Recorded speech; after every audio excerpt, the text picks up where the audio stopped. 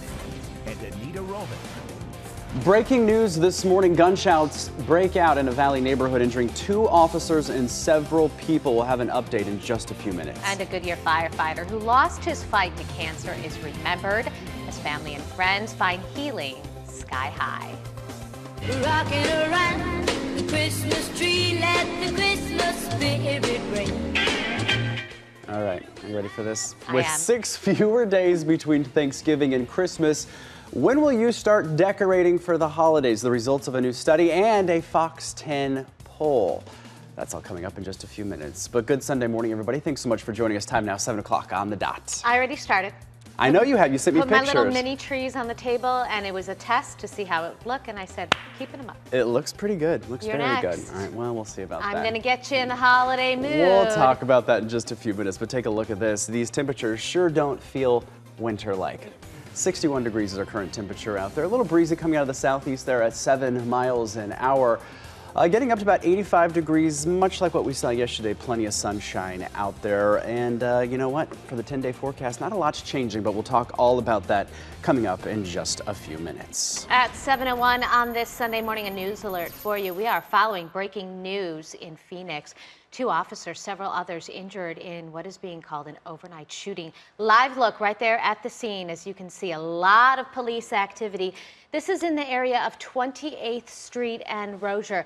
We have a lot of investigators out there, and we have a lot of police tape in that area. We sure do. Again, these are live images coming into our newsroom. This was taped just a little bit earlier this morning. Details are limited, but we are told that that suspect has been shot. Police say the area will be closed for several hours today while officers continue to investigate. And of course, if we get any more information throughout this newscast this morning, we of course will bring it to you.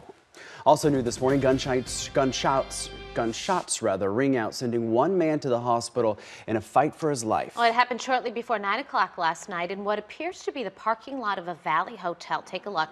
Phoenix police called out to the Extended Stay America. This is in the area of 50th Street and Ray Road.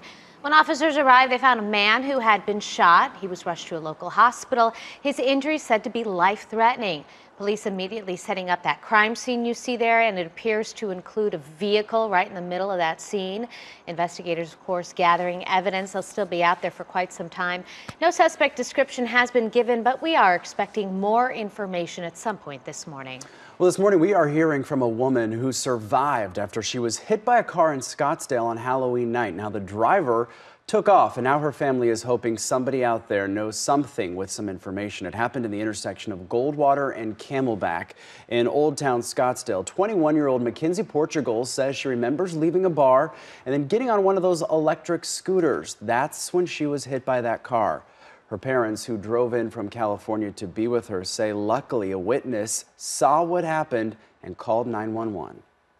I had a green crosswalk, and then I think the black sedan turned left when I was crossing, and they just hit me. I think anyone that's cowardly enough to drive off is not going to be brave enough to come forward. Now, witnesses describe the car involved as a black sedan, possibly a Cadillac or a Buick. It was low to the ground with chrome detailing. If you have any information about this suspect, you are asked to call the Scottsdale Police Department. 7:03, healing high in the sky above Arizona. A fallen Goodyear firefighter is remembered for his bravery with a very special skydive. 35-year-old Austin Peck lost his fight to occupational cancer this past August. 10 family members skydived into the Arizona skies Saturday. Take a look. The group released his ashes as they glided through the American and Arizona flag more than 10,000 feet in the air. And down below, there were sirens sounding off, all eyes to the sky. A lot of closure in this, yeah. There's a lot of closure in this, but this has been coming for us for so long because the cancer's been 4 years. It's been a devastating ride and just agonizing to watch, especially the last couple of months, that these releases of family together are awesome. Peck was diagnosed with the rare form of cancer back in 2015. A procession was held yesterday for fallen Maricopa County detention officer Gene Lee. Lee's body was transported from the hospital to the Maricopa County Medical Examiner's office. The Maricopa County Sheriff's Office says Lee was attacked by an inmate named Daniel Davitt. They say Lee was choked and then thrown to the ground, hitting his head. He later died from his injuries. Officer Lee was a good man and a very good partner of mine for a long time, and really sad to see him pass this way. We take care of each other and we put each other's lives in each other's hands every single day. It's a thankless job, but it is rewarding work, and I know he enjoyed his work. Law enforcement agencies from across the state will hold a benefit barbecue on Tuesday. All proceeds will go to the family of Officer Lee. The barbecue will be held at the Phoenix Law Enforcement Association office from 11 to 8. Scary moments all caught on camera when a train collided with a car. Take a look. Incident happened yesterday afternoon. This is on Alma School Road in Mesa. Mesa Fire says the crash actually involved two vehicles. They believe one car rear-ended another, pushing it right onto the tracks. The incident causing the area and the streets there to close for several hours to traffic. The good news is that no one was hurt in the accident. The cause of the crash remains under investigation this morning. In your consumer news this Sunday morning, Airbnb is set to ban party houses in the wake of a deadly shooting at a Halloween party held in California. In a series of tweets, the company's CEO says they would expand screenings of high-risk reservations and take action against violators. Five people were killed in a shooting at the Airbnb home on Thursday. Investigators say the woman who rented that house lied about having to rent it for her family who needed to escape the wildfires. All right, something a little lighter happening today. Popeye's chicken sandwich is set to return, and that's just in time for National Sandwich Day. You may remember that the sandwich sold out just after 2 weeks after it launched. That was back in August. Popeye says this time around it's here to stay. The company has hired an additional 400 workers to handle the demand. So if you're wondering, Popeyes opens up at 10 o'clock this morning. I was going to Google real quick where the nearest Popeyes is to us here. Like right across the Is street. it? Oh, Yeah, 28th Street. really Indiansville. close. Okay, Yeah. there you go. All right. So you can jaunt on over at 10 a.m. I just wanted to see if there was going to be a line this I morning. bet there will be. Also happening today, the annual Rainbows Festival and Street Fair. Kicking off today, yeah, right. The event is a celebration of the LGBT community, and joining us now to give us a sneak peek of all the goings-on today is Jeremy. Good morning, Jeremy. How are you? Good morning. Thanks for having me. Well, tell us about what will be going on in downtown Phoenix today with you guys. We're here at the Heritage Park Historic District for an exciting day of friends, of family, of fun here at the 18th Annual Phoenix Pride Rainbows Festival. We're expecting a crowd of more than 12,000 on this beautiful day. You can see we have a wide range of food, booths representing community organizations, local businesses, but the real excitement is going to be the crowd. It is going to be colorful, it's going to be dynamic, really an exciting atmosphere, and some great performances today. We have RuPaul's Drag Race All-Star Roxy Andrews headlining our Bud Light main stage, as well as performers on our community stage, so it's going to be a lot of fun. Jeremy, 18 years in the making, I imagine the event has really grown a lot. It's grown tremendously. We've seen the community grow and the crowd at this event grow with it. And it's really exciting to be holding this event here in Phoenix, a city which offers protections to the LGBTQ community. In the city of Phoenix, we're able to be free based on sexual orientation, sexual identity, sexual expression, gender expression. So it's very exciting to be here in this city for this event. We've made a lot of progress and we still have some progress to make. Jeremy, tell us about what people can expect. Do they need to buy tickets in advance? Do they go to the door? And kind of where exactly you guys are in Heritage Square? The event is free, family-friendly, and pet-friendly. We had a lot of four-legged friends and family walking around yesterday, but no admission required, and we've really taken over all of the Heritage Park Historic District here at Monroe, between 7th Street and 5th Street, running south to Adams. So it's really going to be a great crowd. We encourage people to come down and have a great time, and again, the weather should be beautiful.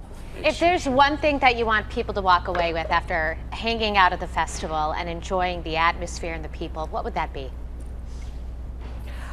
This event is really about diversity and inclusion. I think people will find it incredibly welcoming. It's a place where anybody can be free to express themselves, be who they are, and feel welcome and safe doing it. And that's really what Phoenix Pride stands for. We're here to create safe places for the community, to unite and empower and engage the community, and this event is a great example of that. Well, Jeremy, thanks so much for joining us so early this morning. I know you got a lot of setup still to do before it kicks off in just a few hours at 10 o'clock, but we appreciate you taking the time to tell us about it. Thank you very much. Have a good one. It will be a beautiful day to hang out out there. It sure will. Okay, so we were talking about this yesterday. Of course, it is just the 3rd day of November, but people are already starting to count down to Christmas, right? Yeah, when you head out to the store, when you head out to the stores, the Halloween decorations are down, Christmas trees are up, people are ready to celebrate. A new study found that 43% of Americans said it's okay to put up those holiday decorations before Halloween. Halloween? No. I am a Christmas fanatic, but I say not before Halloween. Halloween has to have its day. But other people say putting up Christmas decorations early could make you a happier person. One study found that putting up Christmas decorations early makes you seem friendlier to other people. I better hurry up. It can also make you feel more nostalgic and often reminds people of a happy childhood memory of the holidays. Okay, so that brings us to this poll because we were talking about this yesterday, and so we wanted to, basically ask everyone out there. So you and I both posted this on our Facebooks and our Twitters. This is what we found. So, it's still moving right now as we speak. Okay. Well, here are the questions. So here are the questions. When do you put up your Christmas decorations? So only 15% said November 1st, the first part of November. 71% said after Thanksgiving. Yeah, and then look at that. 5% said last minute. And guess what? I'm sad to say I am one of the 9% there that say never put up any Christmas decorations. Every year I say I'm going to bring a tree over to your house, and this year I'm going to do it. Okay. If you set it up and take it down for me. Well, it doesn't have to be intricate. I'm just going to get you a little look, Charlie Brown tree. people are still doing it right now. Oh, well, that's a great thing There's about this poll. 11%. I'm not alone. 11%. I wonder if maybe we can check back in on this poll later after we come back from a break or something, just to see how people are voting. But I had a few comments, people saying I'm not decorating because I'm alone and I just don't want the hassle. And other people saying let Thanksgiving have its day. Okay. But again, I remind you, 6 fewer days between Thanksgiving and Christmas, which is the shortest period of time you can have between the two holidays. That means you got to get your shopping done. Yeah. Don't waste it. Okay, so the poll is posted on her Twitter, my Twitter, and Facebook as well. So we want to hear what you think. We'll check back a little bit later. But after the break, we're going to talk about weather. And then Community Cares. We're going to introduce you to these two ladies. I'm obsessed with them.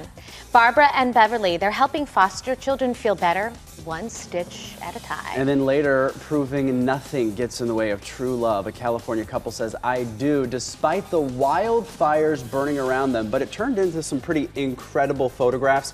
We're going to actually talk to the photographer.